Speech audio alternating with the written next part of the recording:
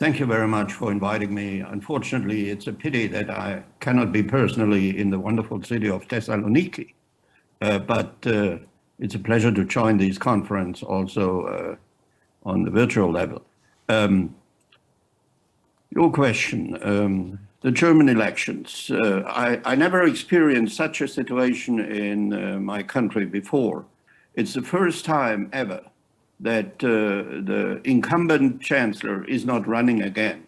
So it's not a dominant factor to vote them out of the office or keep her in. Allow me to say, I would say that the Germans would vote for Angela Merkel again, because she preserved a happy time for the country. There were severe crises, the euro crisis, the financial crisis, and also the refugee crisis, which she had to address. But all in all, it were a period of sunshine. It was mostly based on the rise of China and the export successes of the German industry. So after unification, and it was a real challenge for the German people, after unification, Angela Merkel's period in the office as chancellor was defined by sunshine and calm. So the Germans like that. It's a certain contradiction, because on the other hand, they know perfectly well that this cannot go on. So it's a contradictory position for the majority of the Germans. Now we have a few days to go to the election day. And let me remind you, the German chancellor is not voted by a direct vote of the people. The parties are voted into the parliament, and the parliament is voting for the chancellor. So it will depend all on election night. How strong will the different parties be, and which coalition can be formed? And at the moment, it's unpredictable. The Social Democratic pretender, Olaf Scholz, the finance minister of the Grand Coalition, is, I think, 6 points ahead today. Armin Laschet, the pretender for the Christian Democrats, the Conservatives, is behind him. But it depends all on the coalitions. The Greens are around 15%, the Liberals now around 10 or under 10%. So let's see how this will end in election night. It's almost impossible to predict it today. I never experienced that before. But nevertheless, I think from a European perspective, the German position will not change dramatically. There will not be a disruption in the long-standing European commitment of my country.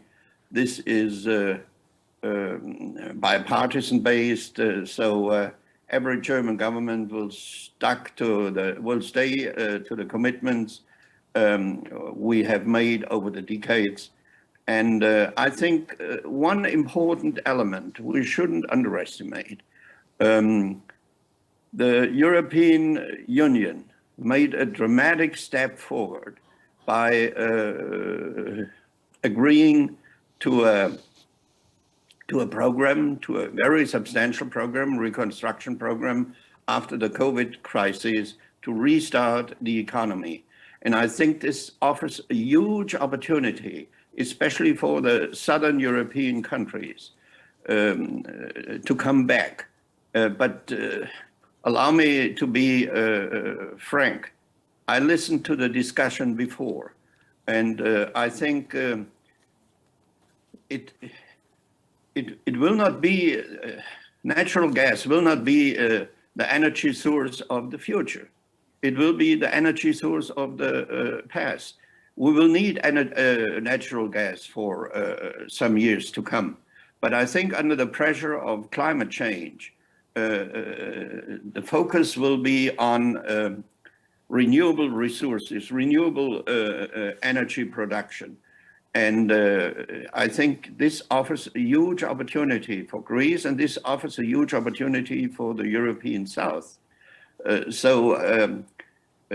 least in Northern Europe, the discussion is about the transition to hydrogen for the industrial sectors, also for heating and cooling. And I think this will also be in the core of the European Commission's program. And therefore, I would urge strongly to use this opportunity and to understand that natural gas is not the future. We will need natural gas for some time, but it's based on hydrogen, on carbon, and therefore it's not fitting into a efficient fight against climate change. Climate change will dominate the future, and this will be a real disruption. It's not only a different chapter of the book we know since a long time in the history of mankind. Climate change will also change in a dramatic way global politics. We see a new confrontation between the US and China, and talks about a new Cold War. The last Cold War lasted 40 years. We don't have 40 years for another Cold War. What we need is cooperation if we want to address in an efficient way climate change. And what is true on the top level of the global hierarchy is also true on regional, in regional conflicts. So I think the future of foreign policy in the EU will be focused on the Eastern Mediterranean because we have two member states there. It's strategically extremely important. And allow me to say that the shift from carbon-based fuel to renewables will also change the environment in the Middle East. How will this change be formed? How will it be organized? I don't know at the moment, but it can create a lot of instability. So the Eastern Mediterranean can be a sphere of cooperation in the future, or it can be a sphere of instability, which is extremely important for Greece and for the rest of Europe too. So we saw that the mess in Afghanistan, the withdrawal in Afghanistan. I think it's too early to say that this will hurt the standing of the United States forever. We will see. Last time when Obama drew a red line and didn't act when this red line was crossed by a Syrian dictator, it led, at least this is my interpretation, to a miscalculation of Vladimir Putin in Crimea and in eastern Ukraine. So this might have consequences if the standing of the US is severely hurt. And it's not only the US, it's the West as such. So from that point of view, I think we are moving into a very challenging period of time.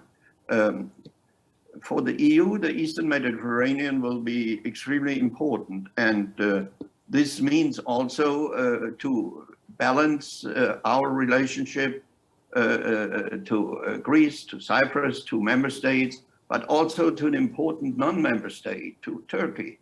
I think the EU must engage in this region. And let's see how the Afghan crisis will turn out.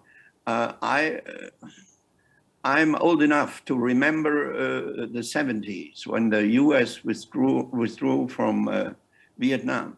I think it was in 73.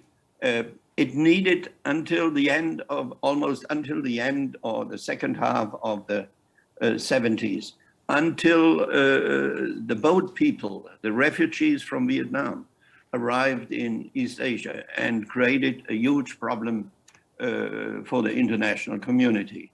So I wouldn't exclude that the Afghan refugees It will not. They will not arrive at one moment at the Greek border, at the border of the European Union. But I think over the time, there will be a steady increase of people, especially the Afghanistan middle class, women and men who don't want to waste their life in the Emirate of Afghanistan. They will try to move to the West. And the nearest and safest point will be the EU. There is a land bridge, you know very well. It's a long way, but it's doable. So from that point of view, I think also we have to address this issue of refugees in the EU. We must find a solution.